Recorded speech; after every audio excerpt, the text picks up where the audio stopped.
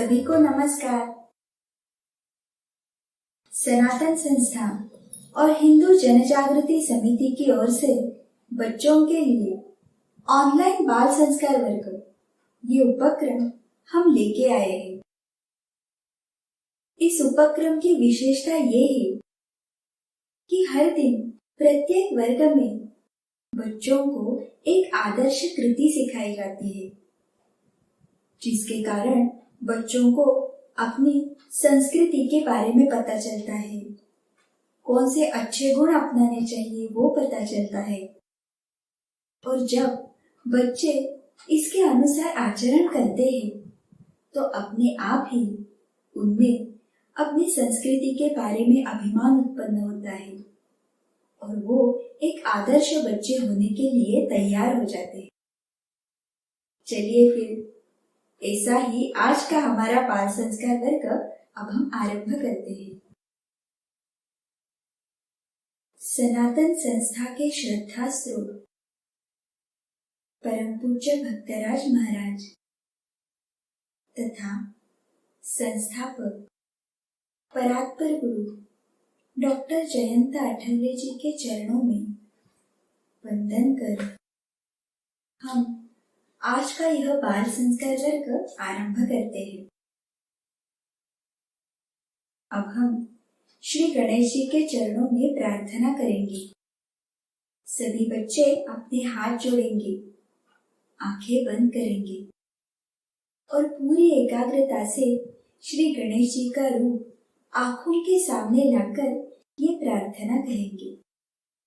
हे श्री गणेश जी, आपकी ही कृपा से इस बाल संस्कार वर्ग में सहभागी होने का अवसर हमें मिला है। हम आपकी शरण में आए हैं। हे श्री गणराया, इस संस्कार वर्ग में जो भी सूत्र बताने वाले हैं वे सारे सूत्र हमें समझ में आने दीजिए।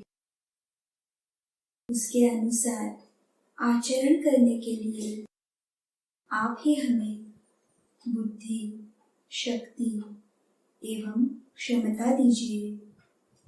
ऐसे आपके श्री चरणों में शरणागत भाव से प्रार्थना है।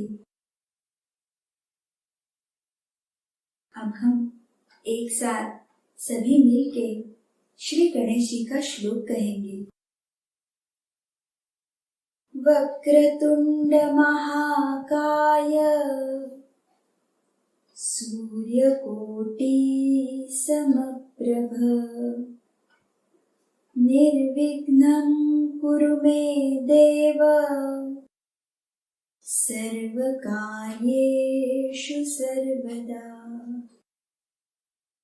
बाल मित्रों, ये संस्कार वर्ग सुन के सभी बच्चों को अच्छा लगता है ना? संस्कार वर्ग कब आएगा, आज कौन सी कहानी है, कौन सी आदर्श कृति है, इसकी आप सभी बच्चे राह देखते हो और उसके अनुसार जब आचरण करते हो तो वो भी सारी बातें आप हमें चैट बॉक्स में लिखकर भेजते हो और ये सब भगवान की कृपा के कारण हो रहा है। ये निरंतर हमें ध्यान में रखना है। चलिए फिर आज कौन से बच्चों ने हमें उनके अनुभव भेजे हैं वो सबसे पहले देखते हैं। आज का जो पहला अनुभव है वो हमें भेजा है नाला सोपारा से वेदांत तावड़े ने। उसने लिखा है कि वो प्रतिदिन राम रक्षा और अथर्व शीर्ष पढ़ता है। वो आसन लेकर भोजन करने बैठता है। अन्नपूर्णा देवी को प्रार्थना और कृतज्ञता व्यक्त करता है और उसने स्वभाव दोष निर्मूलन की सारणी भी बनाई है। बहुत ही अच्छे प्रयास किए हैं वेदांत ने। इसके बाद कर्णावती अर्थात अहमदाबाद, यहाँ से श्रीमती प्रियंका परब ने लिखा है कि उनका 4 वर्ष का बेटा श्रीहन पूरा गणपति स्तोत्र कहता है और वो उसे अच्छा लगता है। बाद में गौरी और आवाहन शर्मा ने लिखा है कि उन्होंने समय सारणी बनाई है और उसके अनुसार ही वे कृति करते हैं। वे हनुमान चालीसा पाठ भी करते हैं। तो सभी बच्चों ने बहुत ही अच्छे प्रयास किया है। इसके लिए सभी बच्चों का बहुत अभिनंदन। और हमें ऐसे ही निरंतर प्रयास करना है। एक प्रयास जब हम आरंभ करते हैं और कुछ नया सीखते हैं तो वो भी हमें करना है। आगे का याद रखना है और पीछे का भूलना है, ऐसे बिल्कुल नहीं करना है। क्योंकि संस्कार वर्ग में बताई जाने वाली प्रत्येक आदर्श कृति हमारे जीवन को अच्छा मार्ग दिखाने वाली है। तो सभी बच्चे ऐसा अवश्य प्रयास करना। चलो फिर अब आगे बढ़ते हैं। हमारे कल के बाल संस्कार वर्ग की कथा सभी को याद है ना? हमने कल अन्याय का प्रतिकार करने वाले समर्थ रामदास स्वामी जी की बहुत ही अच्छी कहानी देखी थी और उसके साथ ही हिंदू संस्कृति अनुसार अपनी वेशभूषा, अपने वस्त्र कैसे होने चाहिए ये भी हमने सीखा था। चलिए अब जिसकी आप राह देखते हो, जिसके बारे में आपके मन में उत्सुकता रहती है, वो आज की कथा हम सुनने वाले हैं। आज हम श्रद्धालु जटिल की कथा सुनने वाले हैं। सभी बच्चे बहुत ही एकाग्रता के साथ ये कहानी सुनेंगे, क्योंकि इस कहानी के बाद उससे जुड़ा हुआ एक प्रश्न आपको स्क्रीन पे दिखाई देगा और उसके पर्याय भी आपको दिखाई देंगे और फिर 15 सेकंड में उस प्रश्न का योग्य उत्तर क्या है ये आपको सोच कर रखना है। सभी बच्चे तैयार है ना? चलिए फिर अब आज की हमारी कहानी हम आरंभ करते हैं। बाल मित्रों, ये ना पुराने समय की एक कहानी है। उस समय गांव में पाठशाला नहीं होती थी। तो ऐसे ही एक गांव में एक विधवा स्त्री रहती थी। उसका एक पुत्र था जिसका नाम था जटिल। उसका वो पुत्र यही एकमेव आधार था। अपना ये बच्चा पढ़े लिखे बड़ा हो जाए और फिर अच्छी शिक्षा लेकर उसकी कीर्ति सब जगह फैली जाए, ऐसी उस माँ की इच्छा थी। वो जिस गांव में रहते थे वहां पे कोई पाठशाला नहीं थी, इसलिए वो जो विधवा स्त्री थी उसने अपने बच्चे का नाम दूसरे गांव के एक पाठशाला में भर्ती किया था। और वो जो बच्चा था जटिल, वो प्रतिदिन उस पाठशाला में जाने लगा। वो पाठशाला बहुत अच्छी थी और जटिल को भी शिक्षा में बहुत रुचि थी। वहां के शिक्षक बहुत ही प्रेम से सभी से व्यवहार करते थे, अच्छा पढ़ाते थे। उसके जो सहयोगी थे वो भी सबके साथ मिलजुल के अच्छे से पढ़ाई करते थे।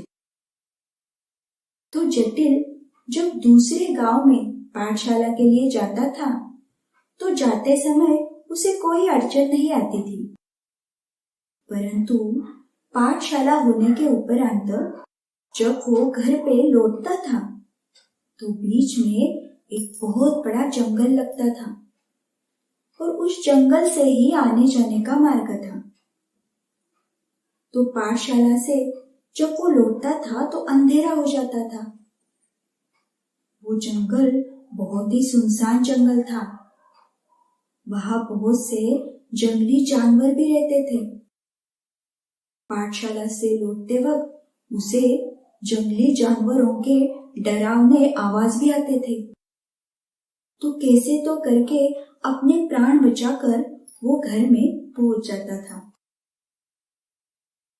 तो एक दिन उसने अपने माँ को रोते रोते हुए बताया कि माँ, मुझे हर दिन जंगल से आने लगता है और उसकी वजह से मुझे बहुत डर लगता है। उसकी वो सारी व्यथा सुनकर माँ को भी रोना आ गया। उसकी माँ बहुत ही गरीब थी। अपना जीवन कैसे तो जीने के लिए वो सभी घरों में जाकर काम करती थी और फिर कैसे तो 2 वक्त का खाना वो खाते थे। तो ऐसे गरीब माँ अपने बच्चे को पाठशाला से वापस लेने के लिए तो नहीं जा सकती थी, तो वो क्या करेगी? परंतु फिर भी उसने हार नहीं मानी। उसने जटिल को पास बुलाया, उसे धीरज दिया, प्रेम से उसकी पीठ पर हाथ फेरा और उसे वो कहने लगी, देखो बेटा, इस जीवन में, इस पूरे संसार में जिसका कोई नहीं होता, उसके स्वयं भगवान होते हैं। भगवान ही उनकी रक्षा करते हैं, उनकी सहायता करते हैं और इसलिए हमें भगवान से ही सहायता मांगनी चाहिए। तो तुम क्या करो ना, जब जंगल से तुम वापस लौटोगे तो उस समय जंगल में तुम्हारे एक भैया रहते हैं जिनका नाम है गोपाल भैया। तो अगर तुम्हें डर लगे तो तुम गोपाल भैया को बुला लेना। अगर तुम बुलाओगे तो वो तुम्हारी सहायता के लिए अवश्य आएगी और फिर वही तुम्हारा साथ देंगे। जंगल से तुम्हें घर तक वो पहुंचा देंगे। माँ के ये सारे वचन सुनकर जटिल बहुत आनंदित हुआ।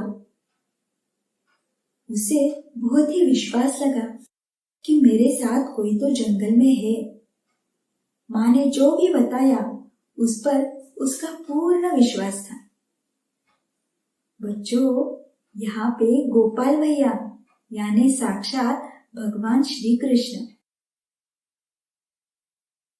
तो फिर से दूसरे दिन से जटिल पाठशाला जाने लगा।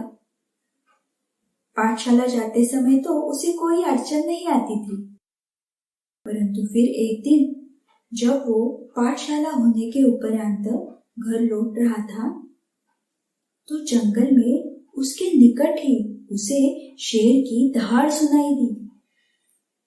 वो बहुत डर गया। शेर कहाँ पे तो नजदीक ही है, ऐसे उसे पता चला। अब मैं क्या करूं? कैसे मेरे प्राण बचाऊं? इससे उसे रोना आ गया। माँ के शब्दों का स्मरण होने के बाद उसने तुरंत अपने हाथ जोड़े और बहुत ही आर्तता से वो बोलने लगा, गोपाल भैया, गोपाल भैया, आप कहाँ हो? कृपया तुरंत दौड़ के चले आओ। मुझे इस जंगल में बहुत डर लग रहा है। आप जल्दी आ जाओ, मुझे घर जाना है, मेरे माँ से मिलना है। उसकी ये पुकार सुनकर और उसका जो दृढ़ विश्वास था, जो दृढ़ श्रद्धा थी माँ के वचनों पर, उसके कारण गोपाल भैया यानी स्वयं भगवान श्री कृष्ण गोपाल भैया के रूप में वहां पे आ गए। गोपाल भैया को सामने देखकर जटिल भी बहुत खुश हुआ। उसे बहुत आनंद हुआ।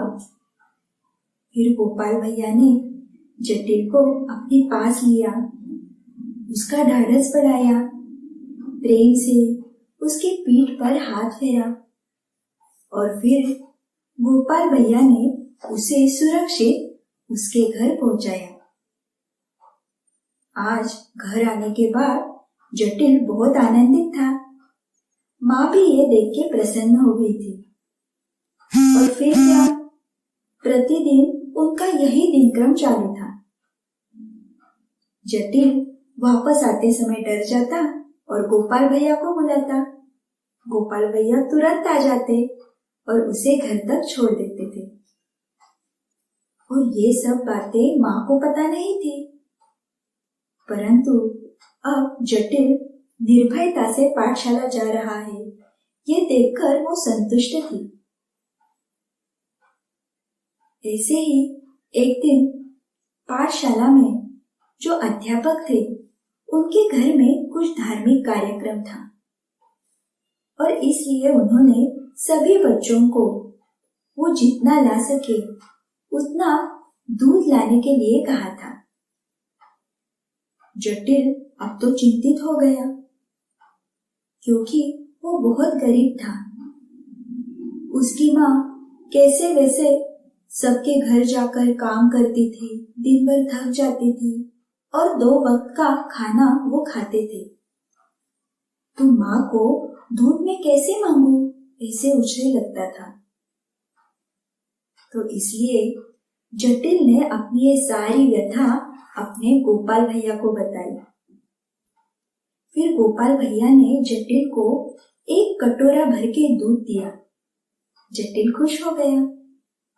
दूसरे दिन वो जब पाठशाला गया तो वो कटोरा भर दूध देख के सब ने उसका मजाक उड़ाया। उसके कारण जटिल को रोना आ गया। अपने भक्त को दुखी देखकर भगवान को भी अच्छा नहीं लगा। तो भगवान ने भी एक चमत्कार किया। जटिल का जो कटोरा था तो वो अध्यापक, वहां के जो गुरुजी थे, उन्होंने खाली कर दिया। तो क्या आश्चर्य, वो कटोरा फिर से दूध से भर गया। गुरुजी ने फिर से दूसरे कुछ तो पतीले में वो दूध निकाला। फिर से वो कटोरा भर गया। तो जैसे जैसे गुरुजी वो कटोरा खाली करते थे वो कटोरा फिर से दूध से भरता था। गुरुजी के घर के सारे बर्तन समाप्त हुए, फिर भी वो कटोरा भरा हुआ ही था। ये सब देखकर फिर वो जो अध्यापक थे उन्होंने जटिल की क्षमा मांगी और उसे पूछा कि ऐसे कैसे हो रहा है, तुम्हें किसने दिया है ये कटोरा। तो जटिल ने उन्हें सारी हकीकत बता दी। उसने कहा कि जंगल में मेरे गोपाल भैया है, उन्होंने मुझे ये कटोरा दिया है। तो फिर गुरुजी भी गोपाल भैया को मिलने के लिए जंगल की ओर निकले, परंतु गोपाल भैया का यानी भगवान श्री कृष्ण जी का दर्शन जटिल के जो अध्यापक थे, गुरुजी थे, उन्हें नहीं हुआ। तो बाल मित्रों, पता चला ना, जो भी भगवान के भक्तों का मजाक उड़ाता है उन्हें भगवान दर्शन नहीं देते। भगवान केवल उनके जो भक्त है, जो श्रद्धावान है, उन्हें ही दर्शन देते हैं।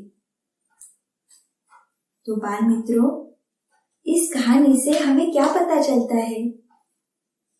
जटिल था, कितना छोटा था, परंतु उसकी अपनी माँ के वचनों पर पूर्ण श्रद्धा थी और उस दृढ़ श्रद्धा के कारण ही स्वयं भगवान श्री कृष्ण उसकी सहायता के लिए आए। तो बच्चों, हम भी अगर पूर्ण श्रद्धा से भगवान को पुकारेंगे तो भगवान आएंगे ना हमारे सहायता के लिए। भगवान हमारे साथ भी ऐसे ही निरंतर रह सकते हैं। केवल हमें भगवान के ऊपर पूरी श्रद्धा रखनी चाहिए। तो सभी बच्चे अब श्रद्धा बढ़ाने का, भाव भक्ति बढ़ाने का प्रयास करेंगे ना। आज की कहानी अच्छी लगी ना सभी को? चलिए अब इसका प्रश्न क्या है वो हम देखते हैं। भगवान श्री कृष्ण ने जटिल की किस कारण सहायता की थी? और इसके पर्याय है, 1 कारण वो निर्धन होना, 2 कारण वो दयालु था और 3 कारण वो श्रद्धालु था।